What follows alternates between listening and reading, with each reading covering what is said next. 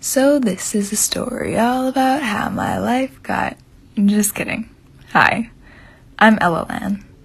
I was born and raised in Vancouver, Canada, about 3,000 miles from where you are now, by my Ethiopian immigrant parents. As you can see, they tried to feed me the idea of becoming a doctor very early on. I loved science growing up, but I loved getting to know and help people even more. Turns out that's pretty important to being a doctor. I knew that before I applied to medical school, I would have to go to college first, and so when I was 18, I headed down to Southern California to attend Pomona College. After that, I made my way to the East Coast to attend medical school at Yale, where I am now. I'm in my second year out of 4 years total, and once I finish medical school, I'll have to be a trainee doctor in what's called a residency program for 3 to 7 more years. It's a long road, but I hope it'll be worth it. Something I noticed growing up was that even though my family believed in me, sometimes I doubted if people who looked like me were meant to become doctors.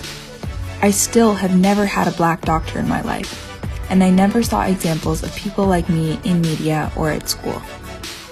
I learned later on that only 5% of physicians in the United States identify as black, a very small percentage compared to the 13% of black individuals in the country. To me, to be black in medicine feels like a wonderful opportunity to do what I love, while also representing my community. It's hard to be what you can't see, and I hope people can look up to me and realize they can do anything they want to do. Unfortunately, the people I want to inspire to dream big are the same ones that suffer worse health than the average population.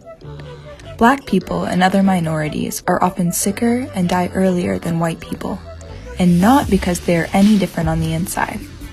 Race doesn't tell us anything about biology, as it's only a social construct. However, racism and oppression impact the health of minorities, and they affect everything from the food people eat to the stress they experience. Issues like gun violence and police brutality shorten the lives of our patients, and so we as doctors and medical students care about those things too. So besides taking care of our patients, what can we do about all this unfairness? You might be surprised to learn that physicians can be activists too. There are many ways to advocate for the communities you care about, especially as a doctor. You can do scientific research that teaches other doctors about worse health in minority patients, called health disparities research, and teach them how to fix some of these injustices. You can write op-eds or opinion pieces for the general public to read and understand some of the difficulties facing minority populations. When research and writing don't work, you can work with your school or hospital's administration to ask them to make changes and make your environment more equitable. Finally, doctors can use their voices in protest. There is a whole organization called White Coats for Black Lives that helps to organize doctors in protest against racism.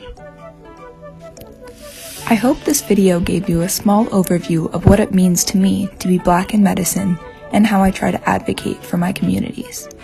I'm looking forward to hearing your questions and maybe even seeing you in the hospital one day.